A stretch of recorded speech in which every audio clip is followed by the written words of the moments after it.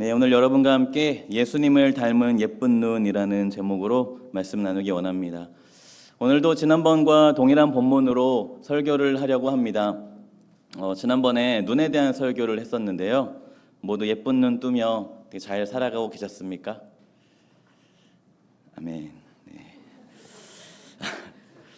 고대 유대 사회에서는 눈은 마음을 드러내는 창이었습니다. 특히 내가 무엇을 바라보느냐에 따라서 내 마음이 무엇을 원하고 있는지를 잘 보여준다고 했었습니다. 그러니까 내가 무엇을 바라보느냐에 따라서 내 마음이 영향을 받는다는 것이죠. 특히 고대 유대 사회에서 눈은 선한 눈과 악한 눈이 있다고 했었죠. 선한 눈은 관대하고 나누어 주기를 좋아하는 눈이라고 했습니다. 악한 눈은 나눠주는데 인색하고 시기하고 돈이나 세상을 탐하는 탐욕스러운 눈이라고 했었습니다. 그렇다면 지난 설교를 들으신 후 우리는 무엇을 바라보고 있었습니까? 무엇을 갈망하고 무엇을 원하고 있었나요? 또 우리는 무슨 눈을 뜨며 살아가고 있었습니까? 선한 눈이었습니까? 아니면 악한 눈을 뜨며 사셨습니까? 오늘 설교하기 위해서 지난번에 나누지 않은 내용이 하나 있습니다. 설교 자체는 비슷한 내용일 것입니다. 하지만 고대 유대 사회에서 선한 눈과 악한 눈이라고 말할 때 더욱 적극적인 개념 하나가 있습니다. 그것은 내가 무언가를 그렇게 바라보면 실제로 그렇게 될 것이다 라는 개념이에요. 내가 뭔가를 그렇게 바라보면 그게 그렇게 될 거야 라는 개념입니다. 무슨 말이냐면 내가 어떤 눈을 뜨고 상대를 바라보느냐에 따라서 그 상대에게 영향력을 끼칠 것이라고 생각한 것입니다. 그러니까 내가 선한 눈을 뜨고 축복하는 눈으로 이웃을 바라보면 현실적인 축복이 실제로 임하고요. 내가 악한 눈을 뜨고 불행했으면 좋겠다 라는 눈으로 이웃을 바라보면 현실적인 불행이 임할 것이라고 생각한 것입니다. 즉, 눈이라는 것은 지난번 설교처럼 마음의 상태나 물질관을 나타내기도 하지만 오늘 설교처럼 관계적이고 영적이기도 한 것입니다. 혹시 성도 여러분은 선한 눈이나 혹은 악한 눈으로 상대를 바라봐 본 적이 있나요? 저 사람 정말 잘 됐으면 좋겠다. 하나님의 은혜와 축복을 저 사람이 정말 마음껏 받았으면 좋겠다. 와 같은 선한 눈으로. 혹은 아니면 야, 네가 그걸 한다고 되겠냐? 어이구, 망해버려라, 망해버려. 와 같은 악한 눈으로 말입니다. 우리 잠시 영상 하나를 볼 건데요. 베이징 올림픽에서 역도 금메달을 딴 여러분 장미란 선수 혹시 기억하실지 모르겠습니다. 그 선수의 이야기예요. 장미란 선수가 말했죠. 처음에는 상대방이 못하기를 바라고 그 무거운 바벨을 떨구기를 바랐다. 하지만 생각해보니 그 마음이 너무 부끄러웠다. 저 친구도 열심히 준비해왔는데 라고 말이죠. 나와 싸워야 하는 경쟁 상대에게 잘하라고 최선을 다하라고 응원하는 것은 참 힘든 일일 것이라 생각합니다. 나의 상대방이 실수하고 넘어지고 못하기를 바라는 것은 어찌 보면 당연한 것일 수 있죠. 그러나 혹시 우리에게도 이런 마음이 있지 않느냐는 것입니다. 잘해라, 잘해라 보다는 망해라, 망해라 하는 건 말입니다. 그래서 남이 잘 되면 배가 아프고 남이 못 되면 한박 웃음이 지어지는 이런 악한 눈을 우리가 뜨고 있지는 않습니까? 성경에 악한 눈을 뜨고 살았던 대표적인 인물이 한 명 있습니다. 그 사람의 이름은 사울입니다.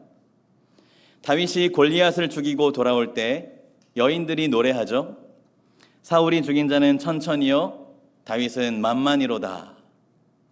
그러자 사울이 그날 후로 다윗을 주목하기 시작합니다. 다윗이 망하기를 바라는 악한 눈으로 다윗을 바라보았다는 것입니다.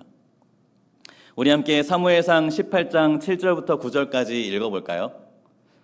시작. 여인들이 뛰놀며 노래하여 이르되 사울이 죽인 자는 천천히요 다윗은 만만이로다 한지라.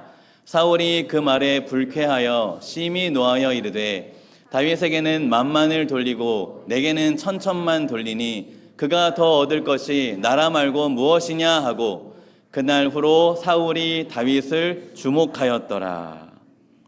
사울이 심히 노하며 말합니다. 다윗에게는 만만을 돌리고 내게는 천천을 돌리니 그가 더 얻을 것이 나라 말고 무엇이겠느냐. 그가 이렇게 화까지 냈던 이유는 비록 그가 왕이었지만 언제 이 자리를 빼앗길지 늘 불안했기 때문입니다. 그는 자신의 왕국, 자신의 나라, 그 권력을 잃고 싶지 않았습니다. 그렇기에 그는 탐욕스러운 악한 눈으로 이스라엘을 바라본 것입니다. 또한 사울이 악한 눈을 들어 주목한 것은 다윗이었습니다. 사울은 다윗을 시기하고 질투하는 악한 눈으로 바라봤습니다. 다윗의 성공을 못마땅하게 여겼기 때문입니다. 결국 사울은 다윗을 죽이려고, 다윗을 해치려고 많은 사건을 만들어내죠. 그 악한 눈이 실제가 되어서 다윗이 망하고 죽기를 원했기 때문입니다. 사울은요, 다윗이 잘 되는 꼴을 보지 못했습니다. 그저 나의 동료가 조금 높아진 것인데 그걸 질투하며 불편함을 참지 못했습니다. 사랑하는 성도 여러분, 성도 여러분이 느끼시기에 사울의 몸은 밝은 상태인 것 같습니까? 아니면 온몸이 어두운 상태인 것 같습니까? 딱 봐도 어둡죠. 왜 그렇습니까? 사울이 하나님을 바라보기보다는 자신의 왕국과 다윗을 주목하고 있었기 때문입니다. 그의 시선은요, 하나님으로부터 멀어져 있는 상태였습니다. 그래서 그는 하나님을 바라보지 않는 악한 눈을 들어 다윗을 쳐다보았습니다. 그리고 그 악한 눈은 다윗이 잘못되기를 간절히 원했고 망하게 하기를 원했습니다. 그러자 사울은 그 악한 눈 때문에 악신에게 괴롭힘을 당하고 병들고 자기 자신이 어두워질 뿐이었죠. 예수님은 22절에 내 눈이 성하면 온몸이 밝을 것이요 라고 말씀합니다. 여기에서 성하다는 단어는 단일한, 순수한, 나누어지지 않은 이라는 의미를 가지고 있습니다. 즉 하나님께 초점이 맞춰져 있고 다른 것에 마음이 분산되지 않은 상태를 말씀합니다. 그래서 예수님은 24절에 이렇게 말씀하시는 거예요. 너희가 성한 눈을 가지고 있다면 한 사람이 두 주인을 섬기지 못할 것이다 라고 말이죠. 왜냐하면 성한 눈은 초점이 잘 맞춰진 눈, 나누어지지 않는 하나의 눈을 말씀하기 때문입니다.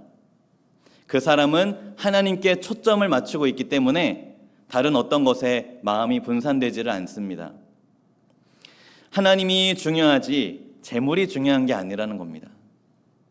하나님을 바라보고 있으니 다른 것이 눈에 들어오지 않는다는 것입니다. 그 사람은 돈이 나의 현실이 아니라 하나님이 나의 현실인 사람입니다. 그 사람은 육체의 눈에 보이는 것을 쫓는 사람이 아니라 영의 눈을 열어서 눈에 보이지 않는 하나님을 쫓는 사람이라는 것입니다. 그러나 이 선한 눈이라는 것은요, 이분법적인 눈을 말하는 것이 아닙니다.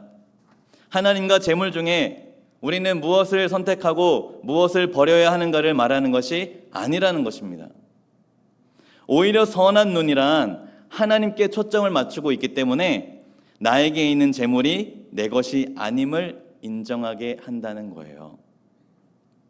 그 선한 눈은 나에게 주어진 모든 것이 하나님의 선물임을 알게 합니다. 그 선한 눈은 모든 것이 하나님이 나에게 하늘 보물을 쌓으라고 맡기신 것임을 알게 하는 것입니다.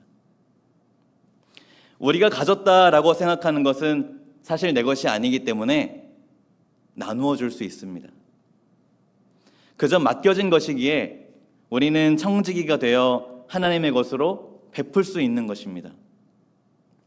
그 사람의 것도 그 사람의 것이 아니라 하나님의 것이기 때문에 우리는 다른 사람이 많이 가지는 것도 축복할 수 있습니다. 내 주위에 있는 것은 사실 내 것이 아닌 하나님의 것이기 때문입니다. 이러한 선한 눈은요, 초대교회에서 많이 발견돼요. 우리 함께 사도행전 4장 32절부터 35절까지 읽어보겠습니다. 시작. 믿는 무리가 한 마음과 한 뜻이 되어 모든 물건을 서로 통용하고 자기 재물을 조금이라도 자기 것이라 하는 이가 하나도 없더라. 사도들이 큰 권능으로 주 예수의 부활을 증언하니 무리가 큰 은혜를 받아 그 중에 가난한 사람이 없으니 이는 밭과 집 있는 자는 팔아 그 판 것의 값을 가져다가 사도들의 발 앞에 두매 그들이 각 사람의 필요를 따라 나누어 줌이라. 아멘. 그들은 선한 눈을 들어서 부활하신 주 예수 그리스도를 바라보는 사람들이었습니다. 그들은 매일 예수님을 바라보았기 때문에 그 눈은 예수님을 닮은 눈이 되었습니다. 예수님을 닮아서 예수님의 마음으로 서로 낮아지게 되고 서로 섬기게 된 것입니다.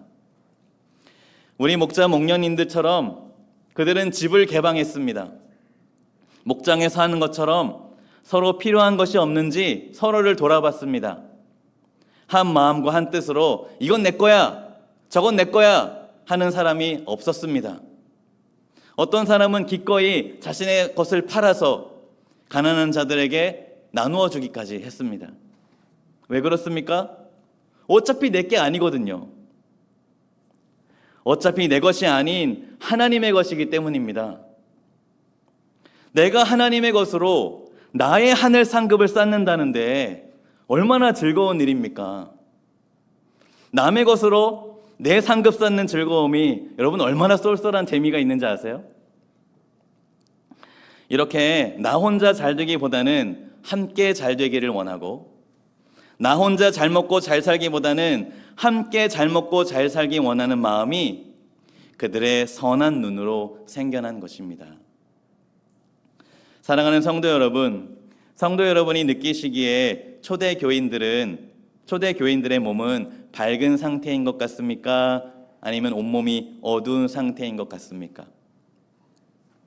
딱 봐도 밝죠? 왜 그렇습니까? 초대교인들은 우리의 주 예수 그리스도를 주목하고 있었기 때문입니다. 그들이 이렇게 서로 섬기고 나눌 수 있었던 이유는 그들의 시선이 하나님께 고정되어 있었기 때문이에요. 그들은 자신의 선한 눈을 들어서 공동체를 쳐다봤습니다. 그들은 예수님 닮은 눈을 들어서 공동체를, 교회를, 목장을 주목한 것입니다.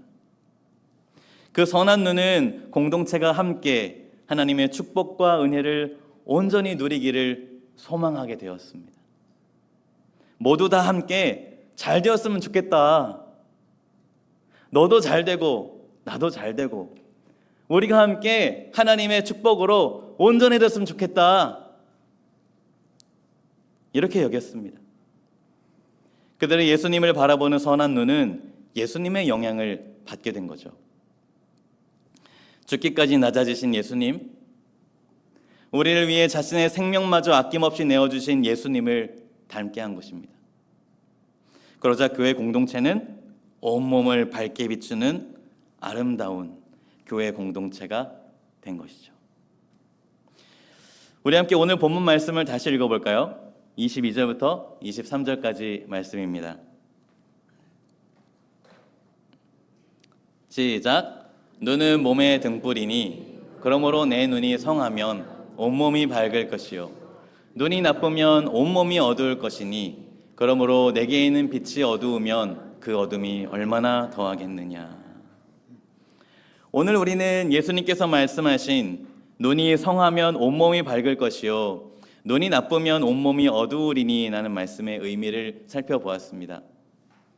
고대 유대 사회에서 눈은 마음을 드러내는 창이었고 동시에 그 눈은 이웃과 공동체에 실제적인 영향을 미치는 통로였습니다. 사울은 악한 눈을 들어 다윗을 바라보았지만 결국 자기 자신과 이스라엘을 어둠 속에 몰아넣었습니다. 반대로 초대교회 성도들은 선한 눈을 들어서 예수님을 바라보았고 그 시선이 공동체를 밝히는 빛이 되었습니다. 우리가 선한 눈을 들어 하나님께 시선을 고정하면 재물도 시간도 능력도 내 것이 아님을 알게 됩니다. 오히려 그 모든 것은 하나님이 이웃을 향해 사용하라고 맡기신 것이며 하늘 상급을 쌓으라는 선물임을 알게 될 것입니다. 그러하기에 우리는 하나님의 것으로 모든 것들을 기꺼이 나눌 수 있는 것이죠. 이 선한 눈이 우리를 어둠에서 건져내고 우리의 삶과 공동체를 밝히 비추게 할 것입니다. 그러나 저는요, 성도 여러분들에게 선한 눈을 뜰 것인지 아니면 악한 눈을 뜰 것인지 중간에서 선택하라고 하는 게 아닙니다. 왜냐하면 우리는 선한 눈을 뜰 수밖에 없는 우리의 주 예수 그리스도를 바라보는 자들이기 때문입니다. 무슨 말입니까? 우리는 당연히 또 반드시 선한 눈을 뜰 수밖에 없다는 것입니다. 그러므로 혹시 지금 내 시선이 하나님보다 세상과 나 자신을 향해 있다면 오늘 말씀 앞에서 하나님께로 다시 시선을 향하시기를 바랍니다. 하나님께 눈을 고정하는 자만이 가정을, 이웃을, 목장을, 교회를 축복할 수 있습니다. 정말 모두가 다 잘 되기를 바라는 마음으로 서로에게 은혜를 베풀 수 있습니다. 사랑하는 성도 여러분, 하나님만을 바라보는 우리의 고정된 시선을 통해서 하나님께서 우리의 온몸을 밝히실 줄 믿습니다. 서로를 축복하고 서로가 성공하고 서로가 잘 되기를 바라는 마음으로 가득 채워주실 줄 믿습니다.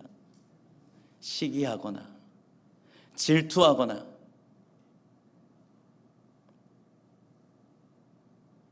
저 사람이 나보다 조금 못되면 좋겠는데